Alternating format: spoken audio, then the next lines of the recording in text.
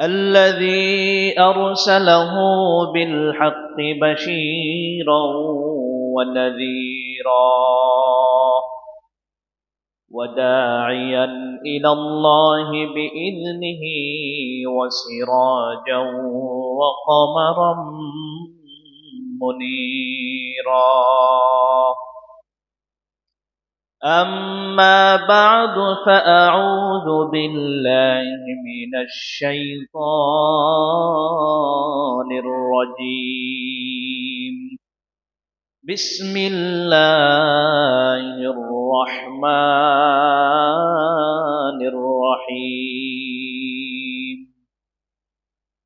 يا أيها الناس كلوا مما في الأرض حلالا طيبا ولا تتبعوا خطوات الشيطان إنه لكم عدو مبين. وقال رسول الله صلى الله عليه وسلم: طلب كسب الحلال فريضة بعد الفريضة، أو كما قال النبي صلى الله عليه وسلم. اللهم صل على محمد وعلى آل محمد كما صليت على إبراهيم وعلى آل إبراهيم إنك حميد مجيد. اللهم بارك على محمد وعلى آل محمد كما باركت على إبراهيم وعلى آل إبراهيم إنك حميد مجيد. بلغ العلا بكماله كشف الدجى بجماله حسنت جميع خصاله صلوا عليه وآله. لا إله إلا الله لا إله إلا الله لا إله إلا الله لا إله إلا الله لا إله إلا الله لا إله إلا الله لا إله إلا الله لا إله إلا الله لا إله إلا الله محمد رسول الله صلى الله عليه وسلم. মুআজ্জাজ মুহতারাম মুসল্লিয়ানে কেরাম, আল্লাহ সুবহানাহু ওয়া তাআলার দরবারে লাখ কোটির শুকরিয়া যে মহান আল্লাহ সুবহানাহু ওয়া তাআলা আমাকে আপনাকে আমাদের সকলকে পবিত্র দিন জুমাতুল মুবারকে মহান আল্লাহ সুবহানাহু ওয়া তাআলার মহান একটি হুকুম পালনের উদ্দেশ্যে মসজিদ পর্যন্ত আসার বসার তৌফিক দান করেছেন। এজন্য আল্লাহ সুবহানাহু ওয়া তাআলার দরবারে আমরা সকলেই শুকরিয়া আদায় করে কালিমাতুশ শুকর উচ্চারণ করে বলি আলহামদুলিল্লাহ।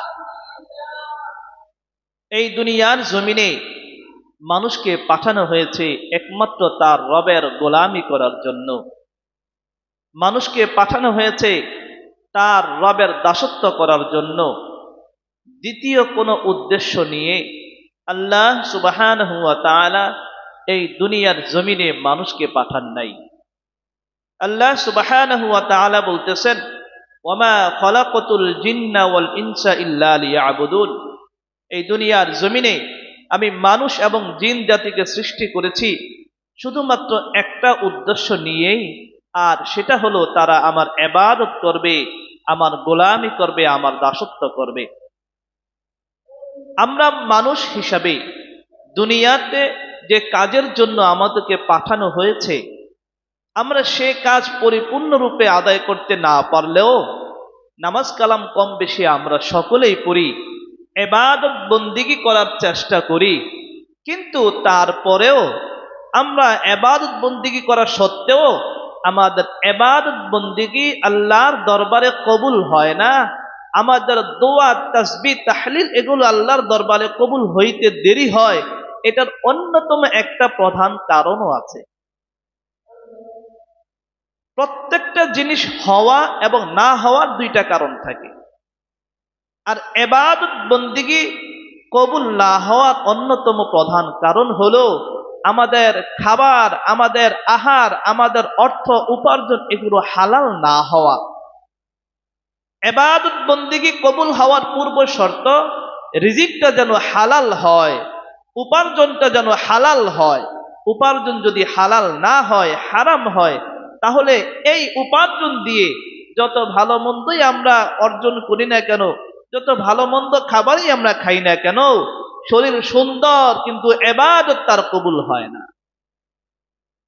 আল্লাহ পাক রব্বুল আলামিন পবিত্র কুরআনুল কারীমে বলতেছেন, ও ঈমানদারেরা, শুধু ঈমানদারকে উদ্দেশ্য করে নয়, বরং দুনিয়ার সমস্ত মানুষকে উদ্দেশ্য করে বলতেছেন, এ মানুষেরা শোনো, তোমরা আল্লাহ রাব্বুল আলামিন তোমাদেরকে যে হালাল রিজিক দান করেছেন, ওই হালাল রিজিক থেকে তোমরা রিজিক গ্রহণ করো, খাবার গ্রহণ করো।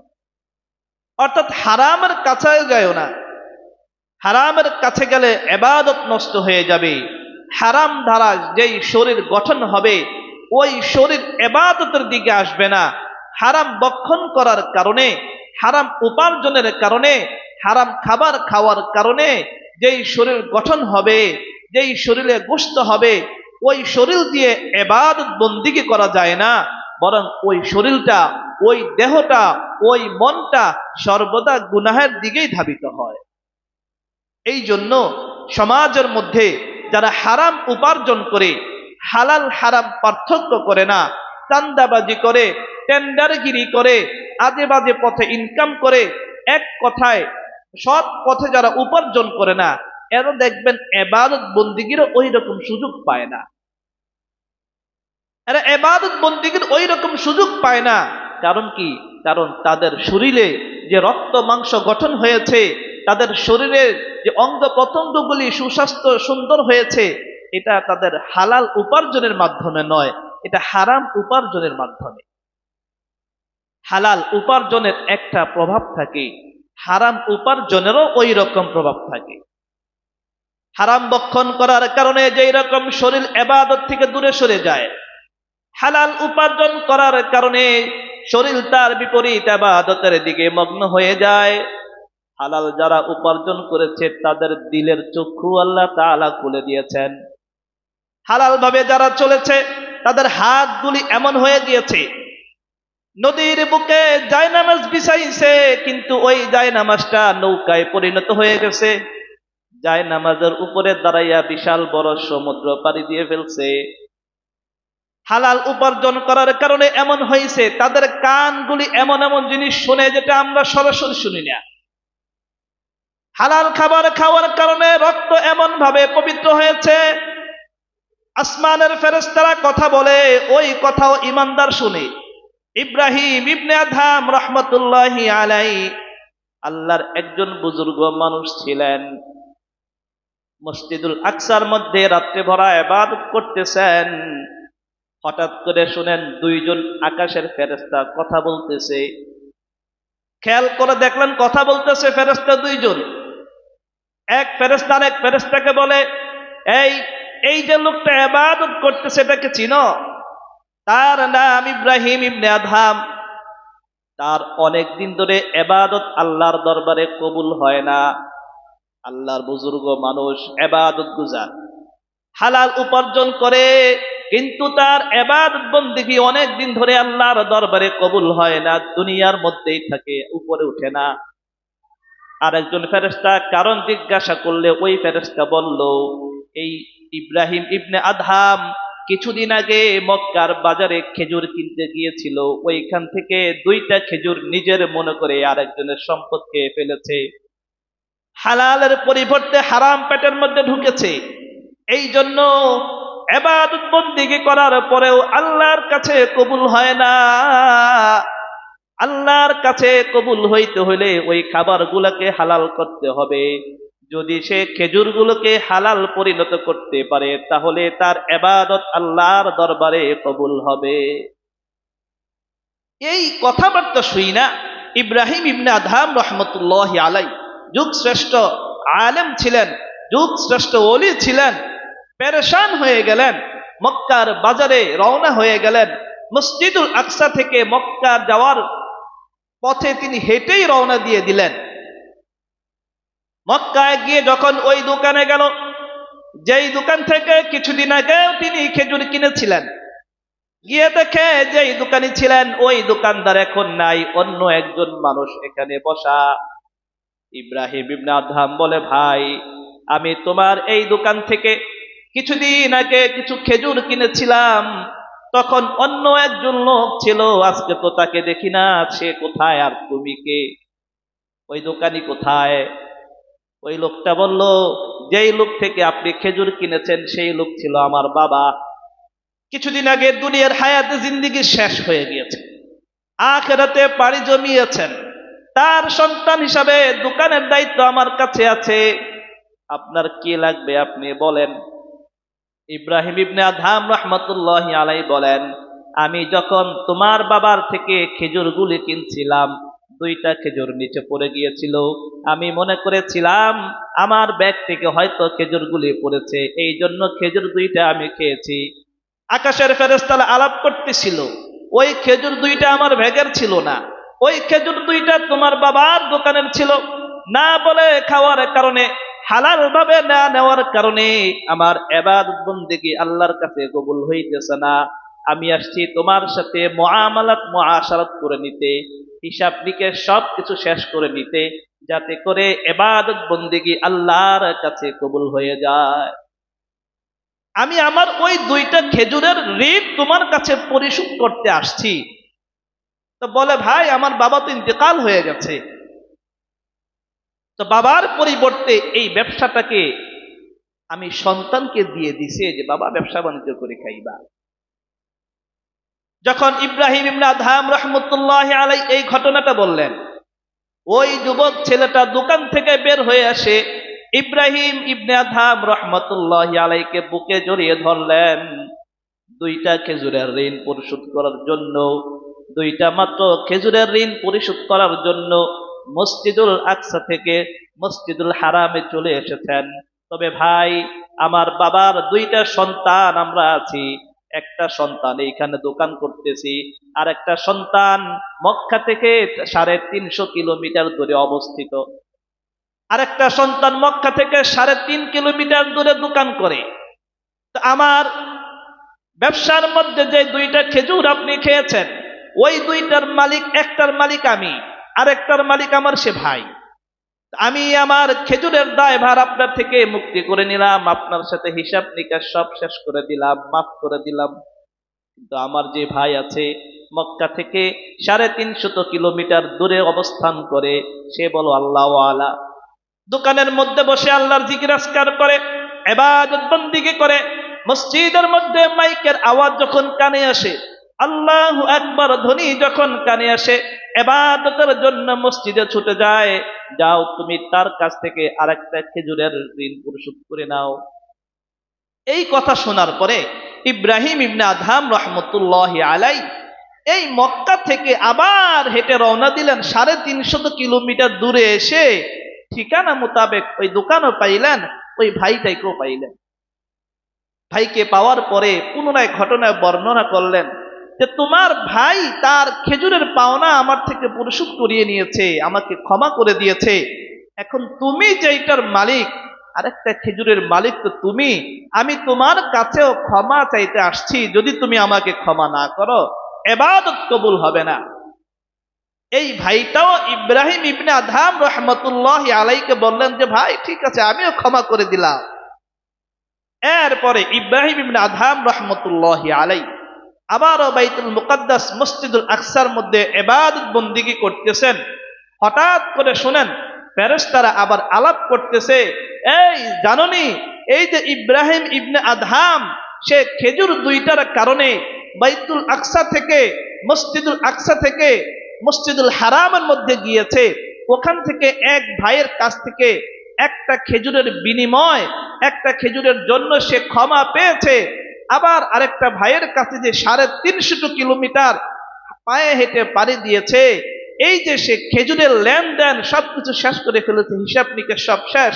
আল্লাহ পাক রব্বুল আলামিন এই ইব্রাহিম ইবনে আদহামের যেই ইবাদত গুলি কবুল করেন নাই, ওই ইবাদত গুলিকে আল্লাহ সুবহানাহু ওয়া তাআলা মসজিদুল হারাম থেকে বাইতুল মুকাদ্দাসের যে দূরত্ব, আবার মসজিদুল হারাম থেকে 350 কিলোমিটারের যে দূরত্ব ইব্রাহিম ইবনে আদহাম পায়ে হেঁটে গিয়েছিল, এই প্রতিটা কদমের বিনিময়ে, প্রতিটা কদমে কদমে এই ইবাদত বন্দিগুলোকে গুণ করছে। গুণ করার ফলে যে ফল আসছে, ওই গুণ ফলটা ইব্রাহিম ইবনে আদহামের ইবাদত নামে লিখে দিই। বুঝেন নাই মনে হয়?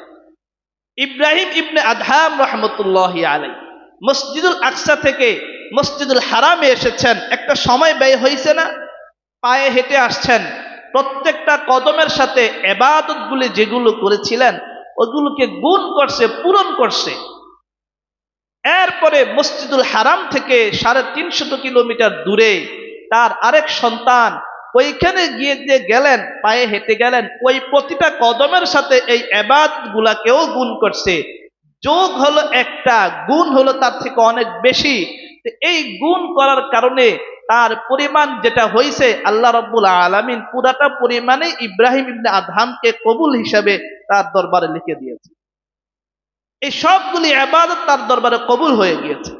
হালাল উপার্জন, হালাল বক্ষণ করার কারণে কান এমন হয়ে গেছে, এই কানের শ্রবণ শক্তির সাথে আল্লাহ রাব্বুল আলামিনের কুদরতকে আল্লাহ তাআলা জড়িয়ে দিয়েছেন, যার কারণে ফেরেশতাদের কথাও তিনি শুনতে পাইছেন। আমার আপনার নবী হাবিবে কিবরিয়া, আশরাফুল আম্বিয়া, খাতামুন নবিয়্যিন, নবী মুহাম্মদুর রাসূলুল্লাহ সাল্লাল্লাহু আলাইহি ওয়াসাল্লাম, ওনার জিন্দেগিতে আল্লাহ পাক রব্বুল আলামিন অসংখ্য মুআজিজা ওনাকে দান করেছিলেন, অসংখ্য মুআজিজা ওনার মাধ্যমে প্রকাশ করেছিলেন। তো এটাও একটা মুআজিজা। আল্লাহর হাবিব মুহাম্মদুর রাসূলুল্লাহ সাল্লাল্লাহু আলাইহি ওয়াসাল্লাম যখন কোন খাবার গ্রহণ করতেন, ওই খাবারের উপরে হাত রাখলে ওনার হাত ওনাকে বলে দিত এটা হালাল নাকি হারাম। এটাও ওনার একটা মুআজিজা, হাত বলে দিত এটা হারাম নাকি হালাল। আল্লাহর হাবিব মুহাম্মদুর রাসূলুল্লাহ সাল্লাল্লাহু আলাইহি ওয়াসাল্লাম একবার একটা মহিলার বাসায় দাওয়াত গ্রহণ করে দাওয়াত খাইতে গেছে। ওই মহিলার বাসায় প্রায় সময় যায়, মহিলাটা নবীজির জন্য সুন্দর সুন্দর খাসি বকরি ভুনা করে রাখে। আল্লাহর হাবিব আজকে আসবে, কিন্তু মহিলার কাছে কোনো বকরি নাই। যেইভাবে হোক বকরি একটা ম্যানেজ করে আল্লাহর হাবিবকে মেহমানদারি করাবার জন্য বকরির গোশতগুলি ভুনা করে রাখছে। আল্লাহর হাবিব যখন ওই মহিলার ঘরে আসলো, আসার পরে খাবার গ্রহণ করবে, খাবারের উপরে হাত দেওয়ার পরে হাত আল্লাহর নবীকে বলে, হে আল্লাহর রাসূল, এই খাবারটা খাইবেন না, এটা হারাম খাবার। হাত সাক্ষ্য দিয়ে ফেলছে এটা হারাম খাবার। সাথী সঙ্গী যারা ছিল তারা মহিলাকে জিজ্ঞাসা করে, কি ব্যাপার, কি ব্যাপার, তুমি আল্লাহর হাবিবের জন্য হারাম খাবার রান্না করছো, সেটাকে তুমি জানো না? হ্যাঁ জানি। তাইলে এটা কেন হইল? আমার ঘরের মধ্যে কোনো বকরি না থাকার কারণে পার্শ্ববর্তী বাড়িতে আমার যে বান্ধবী আছে তার থেকে আমি একটা বকরি নিয়ে আসছি।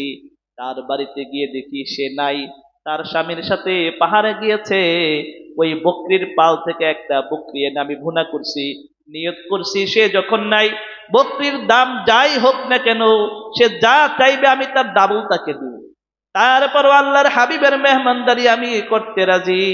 আল্লাহর হাবিব মুহাম্মদুর রাসূলুল্লাহ সাল্লাল্লাহু আলাইহি ওয়াসাল্লাম বললেন, যাও এই খাবারগুলি কয়েদি যারা আছে, বন্দী যারা আছে তাদেরকে দিয়ে দাও। হাত ওনাকে সতর্ক করে দিছে, হুজুর এটা হারাম খাবার। ইবাদত হালালের একটা আসর, এটা হারাম খাবারের আসরও আছে। হারাম খাবার যারা বক্ষণ করে, হারাম যারা উপার্জন করে, তাদের ইবাদত আল্লাহর দরবারে কবুল হয় না, তাদের দোয়া কালাম যতই হোক আল্লাহর দরবারে কবুল হয়। আমাদের বুজুর্গরা এমন ছিলেন, নবী রাসূলদের পরে আমাদের বুজুর্গদের মধ্য থেকেও অনেকে এমন ছিলেন যারা হারাম বুঝতে পারতেন। চোখের শক্তি আল্লাহ রাব্বুল আলামিন এই পরিমাণ দিয়েছিলেন যে কোনো ব্যক্তি গুনাহ করেছে সেটাও তিনি বুঝতে পারতেন। ইমাম আজম আবু হানিফা রাহমাতুল্লাহি আলাইহি, ওনার সামনে এক ব্যক্তি ওযু করতেছে। ইমাম আজম বলে ফেললেন, এই তুমি তো চুরি করে আসছো। বলে, হ্যাঁ হুজুর আমি চুরি করছি, কিন্তু আপনি কিভাবে জানলেন? বলে, তুমি যে ওযু করতেছ তোমার ওযুর পানির সাথে তোমার চুরির গুনাহগুলো ঝরে পড়ে যাচ্ছে। বসীরাত, কেমন চোখ আল্লাহ রাব্বুল আলামিন তাদেরকে দান করেছিলেন, এটা সাধারণ কথা নয়। হালাল উপার্জনের কারণে, হালাল উপার্জনের বদৌলতে আল্লাহ তাআলা তাদেরকে এইরকম শক্তি দান করেছিলেন। হাজ্জাজ বিন ইউসুফ বিশ্বের ইতিহাসে একটা জালেম ছিল, সকলেই কম বেশি তাকে আমরা চিনি। হাজ্জাজ বিন ইউসুফ অসংখ্য সাহাবীকে কতল করেছিল, অসংখ্য সাহাবীকে শহীদ করেছিল। হাজ্জাজ বিন ইউসুফ তার জাতির এমন বদদোয়া তারা করত, তার হাজ্জাজ বিন ইউসুফের জাতি তাকে প্রচন্ড বদদোয়া করত। রাজ দরবারে একবার প্রজারা বলতেছে যে, বাদশা আপনার নামে মানুষেরা যে বদদোয়া করে আপনি তো ধ্বংস হয়ে যাবেন। হাজ্জাজ বিন ইউসুফ বলে, না আমি ধ্বংস হব না। বলে, কেন? যারা বদদোয়া করতেছে, যাদের বদদোয়ার কারণে আমি হাজ্জাজ বিন ইউসুফ ধ্বংস হয়ে যাব, মরে যাব, তাদের দোয়া তো আল্লাহর দরবারে কবুল হচ্ছে না। কবুল না হওয়ার সিস্টেমও আমি করে রাখছি। বলে, কিভাবে? আমি কিন্তু অনেক মোল্লা মুন্সিকে খাওয়াই, প্রত্যেক মাসে আলেম ওলামা, ভালো মানুষ, পরহেজগার মানুষ, নামাজি মানুষ, এদেরকে কিন্তু আমি মেহমানদারি করি। তবে যেই দিন দুপুরে মেহমানদারি করি তার আগের দিন রাত্রে কিন্তু সবগুলা মেহমানদারি করার যে উপকরণ, খাবার, সবকিছু আমি চুরি করে আনি, ছিনতাই করে আনি, রাখালকে হত্যা করে তার পাল থেকে ছাগল, ভেড়া, বকরি সবকিছু নিয়ে আসি। আমার খাবারটা তো আমি হারাম আনলাম, এই হারামটা ওই ভালো মানুষদের পেটের মধ্যে যখন ঢুকিয়ে দিলাম, তাদের ইবাদত আল্লাহর দরবারে কবুল হয় না, তাদের দোয়াও আল্লাহর কাছে কবুল হয় না। কিন্তু এমন একজন ব্যক্তি ছিলেন ওই সময়ে, যেই ছিলেন পরহেজগার। হাজ্জাজ বিন ইউসুফ তাকে কখনো এই হারাম খাওয়াইতে পারে নাই। যখন ওনার ইন্তেকাল হয়ে যায়, আল্লাহর কাছে দোয়া করেছিলেন, আল্লাহ এই হাজ্জাজ বিন ইউসুফ একটা জালেম, আমি আমার মৃত্যুর সময় তোমার কাছে ফরিয়াদ করতেছি যে হাজ্জাজ বিন ইউসুফকে তুমি ধ্বংস করে দাও। এই আল্লাহ ওয়ালার ইন্তেকালের সাথে সাথে হাজ্জাজ বিন ইউসুফের এমন রোগ দেখা দিল, যার কারণে সে জ্বলন্ত আগুনের মধ্যে মানুষকে ফেলে দিলে যেই রকম মানুষ ছটফট করে, হাজ্জাজ বিন ইউসুফও এইরকম ছটফট করতে শুরু করলো। আর তার রাজ্যের লোকেরা জিজ্ঞাসা করে, আপনার সমস্যা কি? বলে, আমার কেমন লাগতেছে আমি বুঝতেছি না, আমার এত অস্থিরতা কিভাবে আসলো, কোত্থেকে আসলো? এই অস্থিরতার কারণে, এই রোগের কারণে হাজ্জাজ বিন ইউসুফ দুনিয়া থেকে ইন্তেকাল হয়ে গেল। আল্লাহ ওয়ালার দোয়া এমন পাওয়ারফুল ছিল। আজকে আমার আপনার দোয়া কবুল হয় না কেন? নামাজ পড়তে পড়তে কপালের মধ্যে কালো দাগ পড়ে গিয়েছে, পায়ের হাঁটুর নিচে গোড়ালির মধ্যে হাড়গুলি কালো হয়ে গেছে, চামড়াগুলি মোটা হয়ে গেছে, হাঁটুর চামড়া কালো হয়ে গেছে নামাজ পড়তে পড়তে। কিন্তু দোয়া করলে আল্লাহর দরবার ওই দোয়া যায় না, কবুল হয় না। বুঝতে হবে আমার আপনার উপার্জন, ইনকাম পরিপূর্ণ হালাল নয়। এমন এমন ভাবে আমরা কাজ করি যে কাজের মধ্যে কিছু হারামও ঢুকে যায়। ব্যবসা বাণিজ্য থেকে শুরু করে, কৃষি কাজ থেকে শুরু করে, চাকরি বাকরি থেকে শুরু করে, আর টাকা তো সব একই রকম, কোনটা হারাম কোনটা হালাল। ঘুষের টাকার 100 টাকার নোট যেই রকম, হালাল টাকার 100 টাকার নোটও তো সেই রকম। ঘুষের টাকার 1000 টাকার নোট যেই রকম, হারাম উপার্জনের 1000 নোটও ওই রকম। এটার মধ্যে তো পার্থক্য করার কোনো সুযোগ নাই। মুসলমান, ঈমান এই বিষয়, নিজের ঈমান যদি পরিপূর্ণ থাকে, ঈমান যদি শক্তিশালী থাকে, আল্লাহর ভয় যদি অন্তরের মধ্যে থাকে, কোন মুসলমান হারাম খাইতে পারবে না। কারণ মুসলমানের দেহ হারাম গ্রহণ করলে ওই দেহটা, আল্লাহর হাবিব মুহাম্মদুর রাসূলুল্লাহ সাল্লাল্লাহু আলাইহি ওয়াসাল্লাম বলেন, যেই দেহের মধ্যে হারাম প্রবেশ করেছে, যেই দেহের রক্ত মাংসগুলি হারাম উপার্জনের কারণে হয়েছে, ওই দেহটা জান্নাতে প্রবেশ করবে না। আর যেই দেহ জান্নাতে প্রবেশ না করবে, ওই দেহ দিয়ে যতই ইবাদত করি না কেন, যতই তাসবিহ তাহলিল করি না কেন, আল্লাহর দরবারে যতই দোয়া করি না কেন, কোনো কাজে আসবে না। এই জন্য তো এখন আমাদের দোয়া কবুল হয় না। হুজুর বলেন, আলেম বলেন, সাধারণ মানুষ বলেন, যাই বলেন, কারণ দোয়া এখন সহজে কবুল হয় না। এত নানা প্রকার বিপর্যয়, প্রাকৃতিক দুর্যোগ আমাদের উপরে কেন আসে? এত বালা মুসিবত কেন আসে? অনাবৃষ্টি কেন আসে? কারণ আমাদের ইনকামগুলি, আমাদের যে খাবার আমরা গ্রহণ করি, এটা পরিপূর্ণরূপে হালাল নয়। আল্লাহ পাক রব্বুল আলামিন আমাদের সকলকে নিজেদের ইনকাম পরিপূর্ণরূপে হালাল করে, হালাল উপার্জন করে ওই হালাল থেকে বক্ষণ করার তৌফিক আমাদের সকলকে দান করুন। এবং সেই সাথে সাথে প্রত্যেকটা জিনিসকে হারাম থেকে মুক্ত রেখে নিজেরাও যেন হারামকে পরহেজ করে নিজেদের জিন্দেগি পরিচালনা করতে পারে, সেই তৌফিক দান করুন। সকলে বলি আমিন। ওয়া আখিরু দাওয়ানা আলহামদুলিল্লাহি রাব্বিল আলামিন।